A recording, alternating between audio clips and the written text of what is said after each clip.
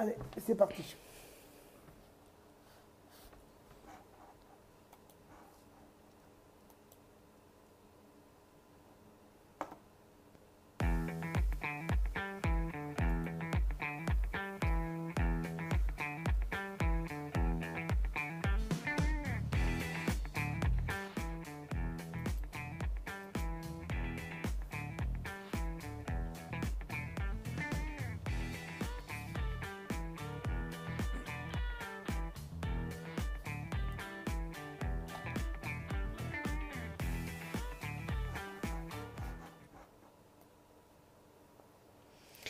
Chers internautes, bonjour. Dernier mois de l'année 2022 et dans un instant, nous allons plonger dans des recettes festives, joyeuses et pleines de délices. Pour nous en parler avec brio et enthousiasme, comme le veut la tradition, nous recevons notre invité du mois qui va nous révéler 3 recettes pleines de saveurs et de subtilité qui vont égayer nos papilles gustatives. Il est le responsable de la boutique e-commerce comealboucherie.com. Et pour tout savoir sur leurs produits de qualité, je vous invite à consulter le site www.comealboucherie.com. Je vous rappelle le principe de cette maison familiale. Une livraison à domicile en bas de chez vous avec des produits de qualité et variés. Olivier Hameau, bonjour. C'est toujours un plaisir de vous recevoir. Les fêtes de fin d'année arrivent à grands pas et vous allez nous proposer 3 recettes pour vivre intensément les fêtes de Noël. Par quoi allons-nous ouvrir les festivités? Alors, bonjour Elliot. Alors, on va commencer cette semaine par une recette assez traditionnelle, mais avec ses petites spécificités, d'un chapon de Noël farci au jambon de Bayonne et au cèpe. On change un petit peu de la traditionnelle farce au marron.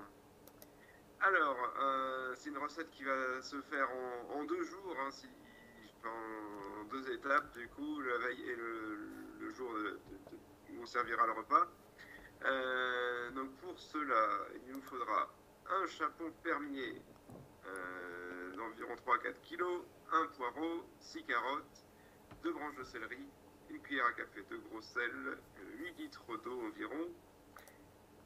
Pour la farce, il nous faudra 150 g de jambon sec ou de jambon de Bayonne, les abats du chapon si on les a, 12 g de champignons lyophilisés, on peut mettre des cèpes, des morilles, un mélange, ou si on en a une bonne poignée de cèpes frais. Il faudra 2 cuillères à soupe d'huile d'olive, une pincée de sel, 2 carottes, 2 gousses d'ail, un demi-bouquet de persil, 15 g de noix, 40 g de pain ou du pain un peu rassis, 100 ml de lait, un œuf et 50 ml de sauterne, de sauterne ou de vin liquoreux, plus de cuillères à soupe qu'on gardera pour la fin, 50 centilitres de bouillon de volaille qui sera issu du pochage de la volaille, on va voir comment on fait, et une pincée de piment d'Espelette. Donc on va commencer par la première étape, donc la veille du service, donc vous faites ça le 23 ou le 24 décembre, si vous servez ce repas à Noël. Donc on note les extrémités des poireaux, on les fait en 2, on les nettoie bien, on les passe bien sous l'eau pour enlever tout le sable, et on les coupe en gros tronçons. On épluche les carottes, on les lave, on les coupe en 2 aussi. On va couper le pied et l'extrémité des branches de céleri, et on lave également, et on les coupe en 3 ou 4. On met tous les légumes dans un grand récipient, on sale, on ajoute de l'eau et on porte à ébullition. Une fois que l'ébullition est atteinte, on va pouvoir plonger le chapon dans le bouillon. C'est pour ça qu'il faut une grande quantité d'eau. Le chapon doit être complètement couvert de liquide. Si on a les abats dans la carcasse, il faut bien les enlever avant de plonger la volaille dans l'eau.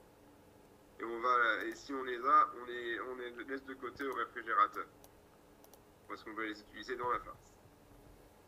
On va continuer de chauffer la marmite, et on va laisser cuire à frémissement et à découvert pendant 1 heure. On écume régulièrement avec un écumoire pour enlever toutes les petites impuretés. Quand 1 heure est passée, on sort le chapon du bouillon.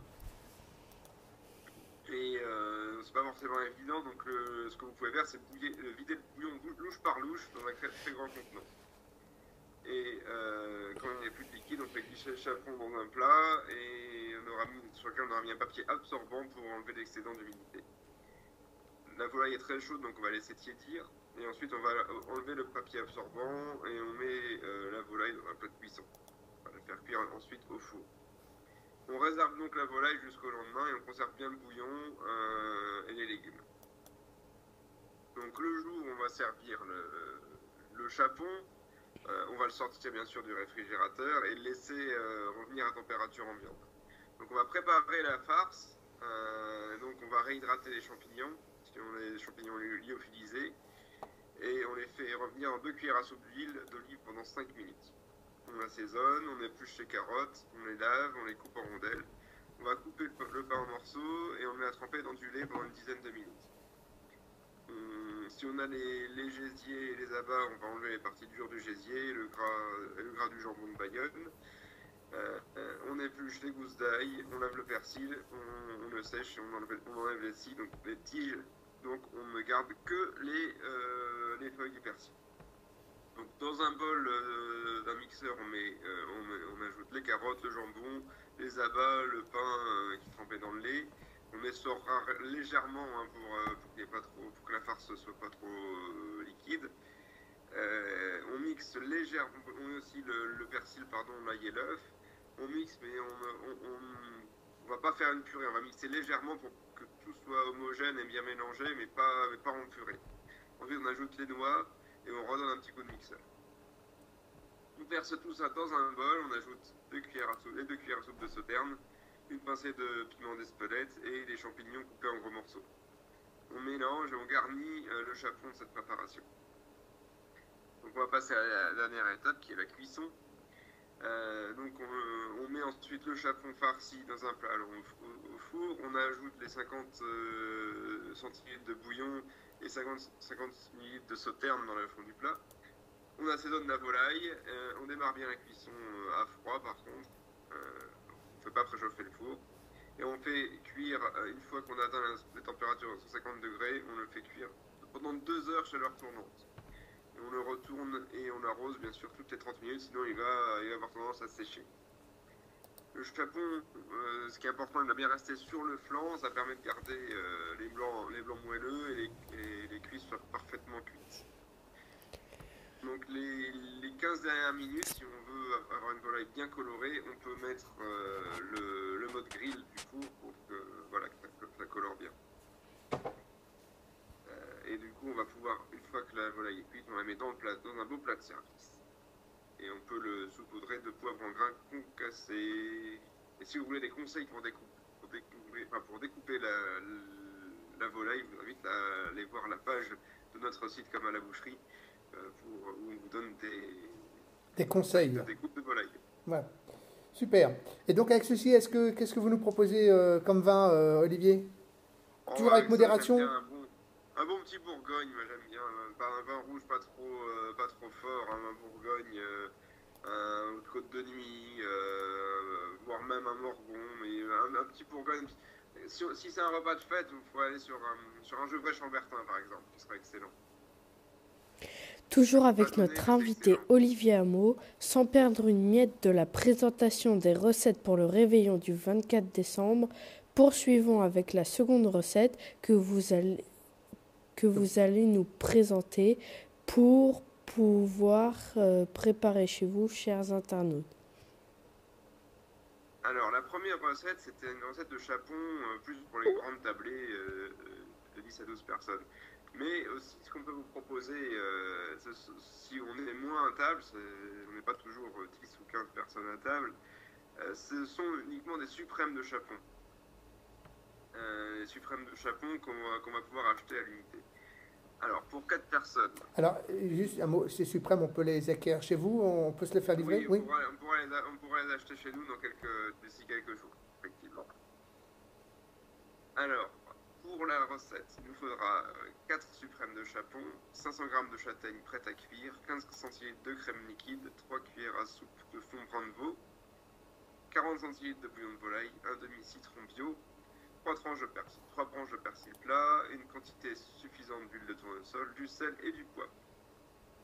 Donc, pour la préparation de cette recette, on va d'abord saler les suprêmes de chapon sur toutes les faces. Et dans une grande poêle, on va faire chauffer un peu d'huile et faire dorer sur toutes les faces la viande. Pendant ce temps-là, on va faire réchauffer les châtaignes dans le bouillon de volaille à feu doux. Et quand les suprêmes sont dorés, on les débarrasse sur un plat. On les réserve. On va baisser le feu, on va verser la crème,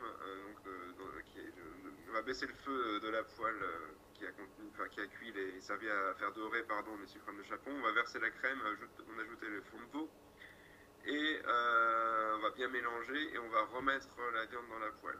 On va couvrir et laisser cuire à feu doux pendant environ 20 à 25 minutes.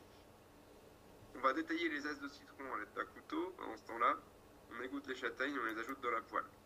On laisse cuire quelques instants en mélangeant délicatement l'ensemble. On goûte et on rectifie l'assaisonnement en sel et en poivre si nécessaire. Et ensuite, on va pouvoir passer au service. Donc c'est une recette de Noël qui est très très rapidement réalisée. On dispose la viande dans les assiettes, on ajoute les châtaignes avec la sauce à la crème et on parsème de zeste de citron et quelques pluches de persil plat. Alors toujours pareil, hein, les suprêmes, c'est une partie qui est très fine et très tendre hein, concernant la partie du chapon. Le suprême, c'est une découpe qui est très répandue en restauration. C'est tout simplement un blanc de volaille avec la peau et l'aileron rattachés. Et ça permet, pour moi j'adore cuisiner les suprêmes parce que ça permet d'avoir les avantages d'un filet de volaille et ceux de la cuisse. Comme on a la peau, ça permet d'avoir beaucoup plus de goût la cuisson. Et voilà, par contre on n'a presque pas d'os, donc c'est facile à manger même pour les enfants. Oui. Ceux qui n'aiment pas trop la viande avec os. Voilà, et puis non seulement pour les enfants, mais aussi pour les personnes âgées qui parfois ont des problèmes avec leur appareil dentaire. Et ça permet aussi de passer un excellent moment avec ces suprêmes. Exactement. C'est sur une table merveilleusement décorée que vous allez pouvoir disposer avec grâce la 3e recette gastronomique exclusivement pour le réveillon du 24 décembre.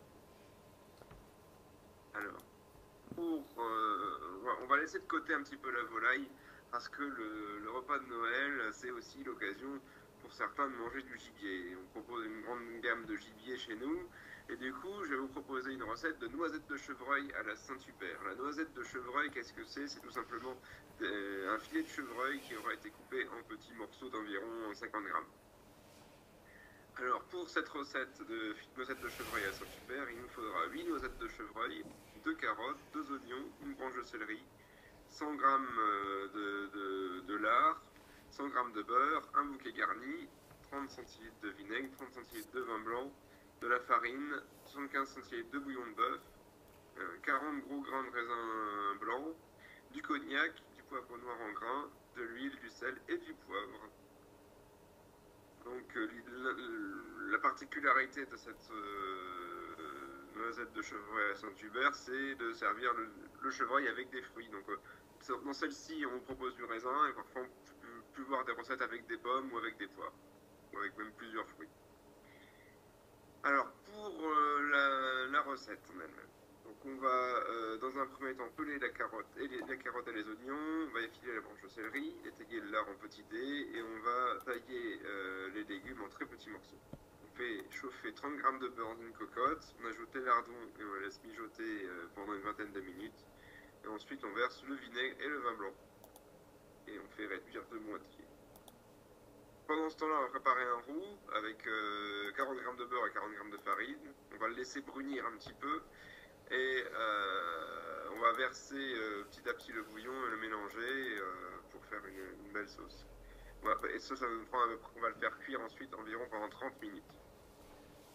On incorpore alors le contenu de la cocotte et on mélange tout ça bien gentiment et on laisse mijoter pendant environ 1 heure en remuant de temps en temps.